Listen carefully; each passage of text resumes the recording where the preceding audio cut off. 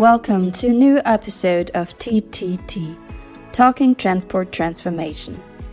In this very special episode, we will collaborate with the Women on the Move team as part of their International Women's Day, or better yet, International Women's Month campaign.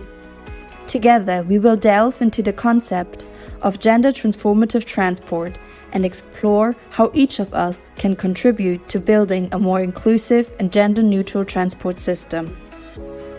Joining my colleague Zuadi from Women on the Move today is Dr. Sheila, a remarkable feminist voice in transport 2023 and a professor at the School of Urban and Regional Planning at the University of the Philippines. Dr. Sheila is also a mentor in the Women on the Move program, supporting young women on their path in the transport sector. Additionally, we will be hearing from Patricia Mariano, who will provide insights into the mentorship program and its impact on empowering women in transportation. Without further ado, let's pass the microphone to the Women on the Move team. Thank you, Hannah, for joining us today as we celebrate International Women's Month 2024. I'm Sueli Pinto, and I'm extremely happy to be your host for this interview with Dr. Sheila, delving into her remarkable and inspiring career in the transport sector.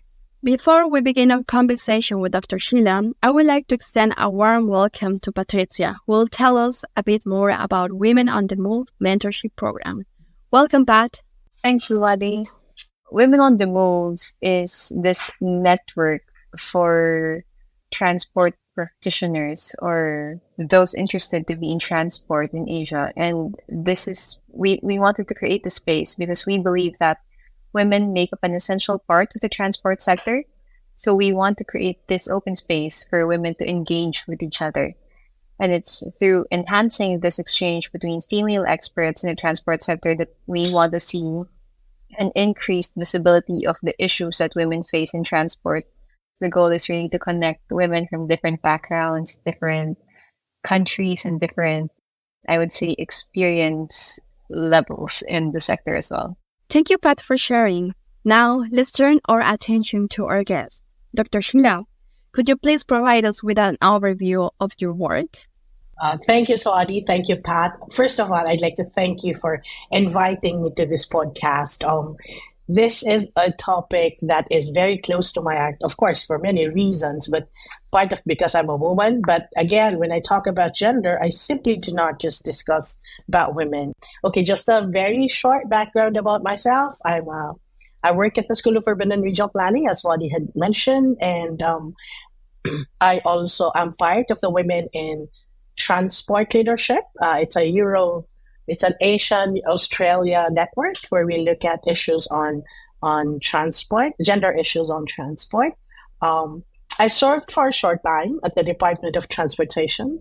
For 3 years, I served as Assistant Secretary. And even at the department, I was working on gender and development. So as you can see, this is really part of the work that I do now, gender and accessibility. Dr. Sheila, to kick off our discussion, could you share your perspective on gender-transformative transport? I'm going to answer that in a roundabout way first, because I just came from Hanoi. That's where I got my codes. It's very cold in Hanoi, but yeah, we had a gender mainstreaming workshop, but gender in the workforce workshop. And part of my presentation there was to actually look at what we call the gender gap, in 4 levels, in the workplace, in education, in health, and also in political empowerment. But overall, the gender gap is about it's close at 68.6%. This is from the Global Gender Gap Report of 2023. So that means that there's like a more than 30% gap of women. Women are not completely, mainstreamed in society. Now, the evidence from that particular report was that the evidence suggests that the gap is due both to lack of suitable job opportunities and lack of access to existing opportunities. Due to, and this is important when we want to understand women in transport, due to disproportionate care responsibilities of women. A study, I think, that was conducted showed that women have 61% of their work are unpaid. So this is really because of care, care functions, mobility of care functions. Now, therefore, when you think about it that way, the opportunity costs of poor transport systems and services that are unreliable and inflexible are therefore borne disproportionately by women. I want us to see that when you talk about women, when you talk about gender in transport, this is the situation. So what is gender transformative transport then? It is a paradigm, a planning paradigm, where you look at the system and say, okay, not everyone has same travel needs, men, women, children. Therefore, a gender transformative system should also recognize the travel needs and patterns of women. Unlike men, women have many short trips, for mobility of care. And so therefore, they travel also most of the time during peak periods. So as far as transport planning is concerned, these are things you must look at, because services, normally when you look at transport planning, you just look at peak hour movements, right? Because that's most critical. But as you can see, if you look at perspective, if you look at the gender, transformative way of looking at it, you also see that women travel during off-peak periods. So it is therefore, so for me, in a roundabout way, my definition of gender transformative transport is really the recognition of that the travel patterns and needs of women and children. And, when I talk about gender, it's really not just about women, it's also the non-binary sector of society. So to also develop a system that would respond to their needs. So and also enable women to access, work, to access job opportunities. That's what it means when you talk about, that's what it means to me. I mean, it's simply not, can I ride this well? I mean, if I carry a lot of things, will I be able to get? No, it's more than that. It's enabling, it's empowering women to actually be the best of who she is, considering her many, many responsibilities. So what would you say are the main challenges that we should take a look at, and how should we face them? First off, it's culture. Yeah, culture is very important when we try to put in gender transformative transport policies in place. What does that mean? Culture has a stereotype, right? Like, oh, women, you only do this. You don't go to work. You just don't. You don't have to get high degrees. That's one. Culture and stereotyping. The other one also is a lack of comprehensive understanding of what women needs as far as transport is concerned. And I think a huge part of the challenge is the collection of appropriate data. So you would know exactly what you're dealing with. And so, for instance, you have a new program, but is it useful? Is it working? If you don't have data, it's not going to be, it's not going to be easy tracking whether what you're doing does respond to the women's needs. Well, we're talking about the challenges and how we could face them. I would like to know from your research and also from your experience, how do you approach the task of integrating accessibility and gender issues into transportation planning? That's a great question and I like that question because when we talk about gender, we tend to focus on gender only. But you see, in the concept of we integrate this, we had several researches already on what we call passengers with limited mobility. That's how we term them. So passengers with limited mobility could be life stage. Like if I am, if I'm a woman, I carry many things. I have children, small children. So that's life cycle. Or if I'm elderly, if I'm an old I'm already old, sorry. I'm already an old person, but, an elderly woman who has difficulty, riding or boarding the gate. So that's a life stage. There's also physical disability, because it is important. It is imperative to actually link gender and disability. It's called intersectionality, and it's now gaining grounds, right? You look at these different intersections of difficulties, of challenges when you take transport. So the way we look at it in our research, and we've done one or two papers on it, is we look at them as passengers with limited mobility.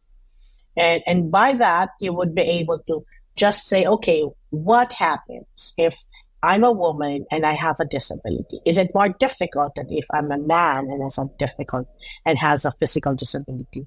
Now, towards the end, actually, Zwadi, when I was an assistant secretary at the Department of Transportation, we ran an online survey on accessibility. We wanted to find out how accessible our transport systems are in Metro Manila, in the Philippines actually, including road, rail, air, and water. So yeah, we integrate gender. I'll go back to the intent of your question. We integrate gender and disability by looking at the concept of passengers with limited mobility. But I'd like to just share that in that research, what came out, because we looked at it also through the journey cycle, like before I get out of the house, what are my challenges?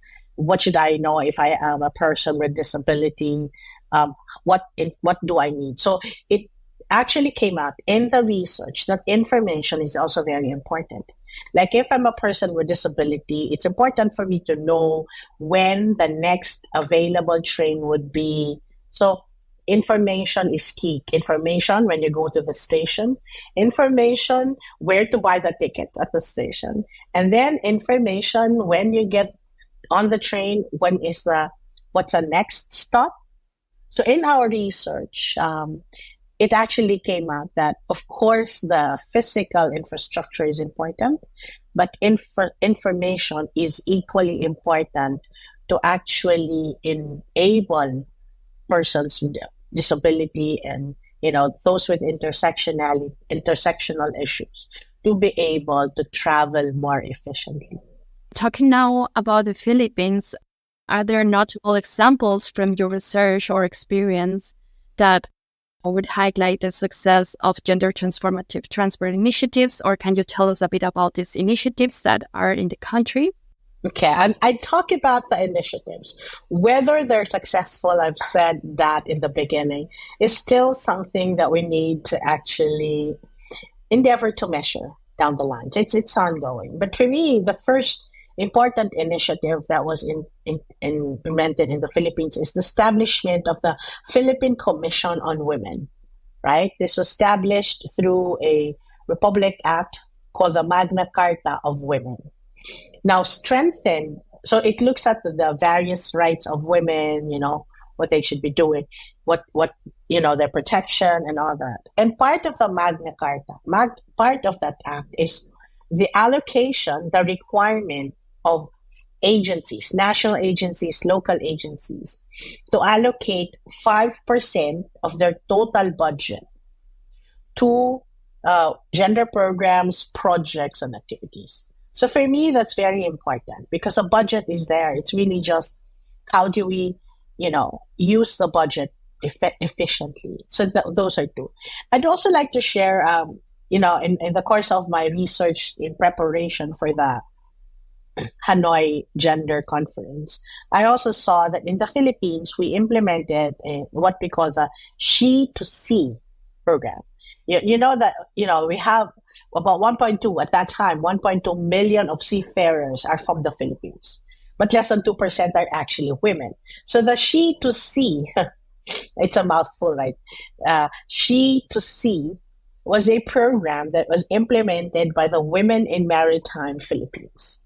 It was meant to actually encourage women to take leadership, not just become deckhands, but, to take leadership positions, leadership positions in the maritime sector. So this ran from 2013 to 2018, not very, what do you call this? Not yet very effective, because what they did was they looked at, okay, how many women actually joined it, and of the total, I think there were 4 women who are now part of the maritime as officials. Okay, as officials. Now, in terms of them being in the workforce, the data shows that 90% are in the maritime sector, but they are in services. Of course, we have the allocation of the first car of the MRT, the train we have on EDSA. The first car is for women and for children. So that's another, I think that's a notable implementation.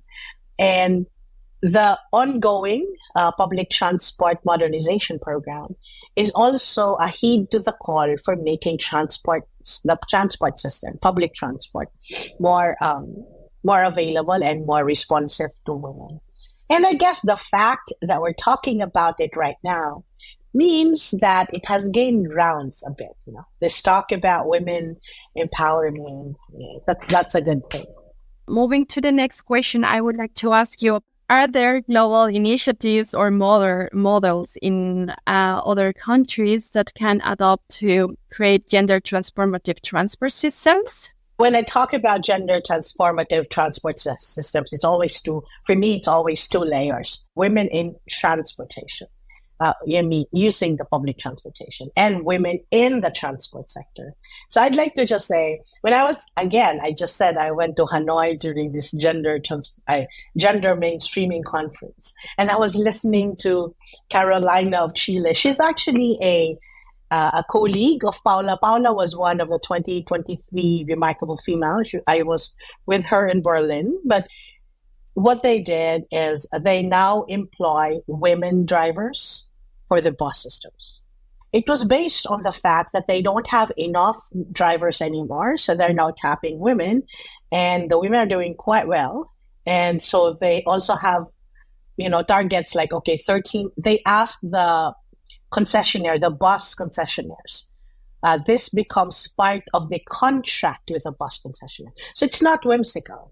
It's contract. It's based on requirements. And then it's supposed to increase. I think right now they're at 13%. It's supposed to increase to 18%. So that is, for me, when I was listening to this, like, wow, that's a great thing.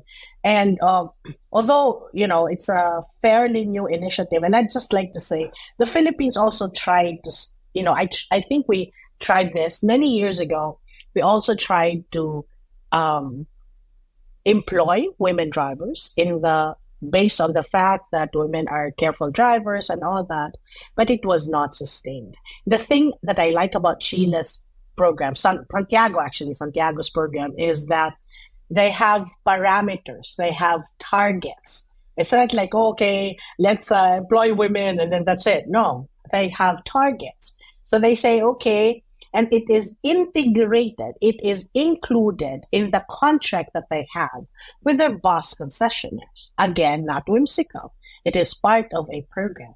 And this is women in the workforce. The other one is a very, very, it looks like it's a simple initiative, but I think it's a powerful initiative. They've actually transformed their stations, their bus stops, into bus stops that are safe. It's well lit. It has, you can see it's not covered, so women are not scared to wait in the bus stops, because as you may know, and our research also shows that women, girls, and the trans girls, they always experience harassment at the bus stop and inside the bus. So I was really impressed with what they did, and what impressed me most is that they also did a lot of, because I think this is key, they did a lot of participatory planning. So they talked to a lot of women, they talked to the concessionaires, they asked the bus drivers, okay, can you do this? right? So it's not like, okay, 13%. No, they asked. So this is very consultative. What can you do? Like 13%, can that be done? 18%, can that be done? So I think that beyond the program, it was also the process that was, for me, was struck me most. Next question that we have is also in the field of data management, and it would be about your opinion on how to measure the impact of gender transformative initiatives and what makes them actually successful. One of which is, when you do transport planning, part of it is looking at travel time of people. But you see, we don't have a disaggregated data on travel time or how long the women waited. So for me, impact would mean collecting data that is disaggregated by gender, looking at, okay, did the women travel faster because we improved our transport sector? Did the women wait less than, shorter time because we actually acknowledge that they have shorter trips? So travel time is important. Another one, of course, is if data on harassment. Did we reduce, has the data on harassment been reduced? That means that you have been able to, reduce the danger of the transport sector from the women. So that's one, a reduction. Another one is reduction of harassment cases. So for me, that's three things: travel time, reduction of harassment cases, and reduction of increase in the participation of women in the workforce. I was talking to somebody who works at the aviation sector in the US, and she said, as far as we're concerned, they collect data all the time, right? But they said since they started collecting data, maybe a decade ago, they've always had 20% as the total women's participation in the sector. But although it has stayed at 20%, it was what kind of jobs that they were doing that changed. So over time, women were in technical positions. Women were leaders, right? So data is really not just data. It's data that you have to be able to understand. The next question is something that probably many professionals already ask you working in the field of transport, but it is like, what advice would you give to integrate gender transformative approaches to their work into transportation planning? That's a really good question, because part of the struggle when you want to have gender transformative transport is to actually get the buy-in of your leaders, right? The leaders who are male. So therefore, sometimes you talk about gender transformative policies and they say, okay, if we have extra money, okay, if it allows. But see, the trick there is actually, the strategy there is to consider gender transformative policies as an integral part of efficiency. Efficiency is having the right service at the right time, right? So that's also a decrease in travel time. So you do not remove gender responsive policies from efficiency. You put them together. You also include gender responsive policies in safety of public transport. It's not a separate issue. It is an issue that touches on safety because everybody wants a safe public transportation. So for me, it's an integration of the gender responsive policies into existing parameters for transport planning: efficiency, right? Safety. And of course, reliability. Reliability meaning that the bus will be there on time when it's supposed to be there. That's actually also part of having gender responsive policies. For me, talking about gender and accessibility is really not just a job for me. It is something that I firmly believe in. Right? It's an advocacy for me. So if I don't take this as a job, I take this as my life's work. Because I've mentioned earlier that my only child is a trans girl. So I want to make sure that the transport system is safe for her to use. So it's an advocacy.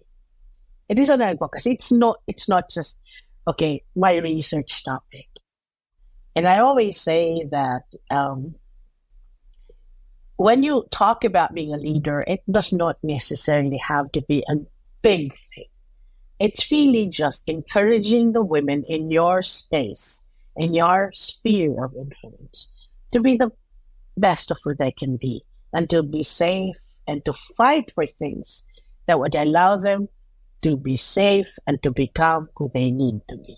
In that regard, it would also mean that we as people don't have to see the change to a gender transformative transport, not only from a professional point of view, but also just as a human point of view of our daily lives. We can be leaders. Definitely. Because we always think, we need to change everything. It doesn't work that way. Anything worthwhile happens for a long time. But what you do is you put the seed, you work, even when it doesn't seem to be doing anything, you work on it, you strive. Because that's where change happens, in the small things. Is there something else that you would like to share for this podcast, Dr. Sheila, in the topic of gender, and also taking the opportunity of this whole month to just give a focus on gender and talk about this very interesting topic? I'm always grateful for the opportunity to work with women who are beautiful in their own ways. It's because we have different gifts, we have different talents, and we don't do the same work, but we're all women. And for me, I think I heard this also in one of the training programs. One of the key and outstanding feature of a woman is compassion. So we need to actually capitalize on the compassion of women while we do the work we need to do to have gender transformative transport. But we have gone so far, we can now ride buses. We can even ride our own bicycles, right? We've come so far, but there's still a lot of things to do. So let's just do it together. Women, unite. Remember, be compassionate, but be courageous. Thank you, Dr. Sheila, for these inspiring words during our conversation. It's always empowering to learn from you. I trust our audience found this interview inspiring as well. Once again, a big thank you to Tumi for providing us with this platform to celebrate this month and talk more about gender in transport. And that's a wrap for today's enlightening episode of TTT, Talking Transport Transformation. We hope you've gained valuable insights into the importance of gender transformative transport and how it shapes our communities. A heartfelt thank you to our esteemed guests, Dr. Sheila and Patricia Mariano, for sharing their expertise and experience with us. Their dedication to empowering women in the transportation sector is truly inspiring and reminds us of the progress we can achieve through collaboration and inclusivity. We'd also like to extend our gratitude to the Women on the Move team for their partnership in this episode. Their ongoing efforts to advocate for gender equality in transport are making a tangible difference in our world. Remember, the journey towards a more inclusive and gender-neutral transport system doesn't end here. It's a collective endeavor, and each of us has a role to play in driving positive change. Stay tuned for future episodes where we continue to explore transformative ideas in the world of transport. Until next time, keep moving forward and advocating for a brighter, more equitable future for all. Thank you for listening.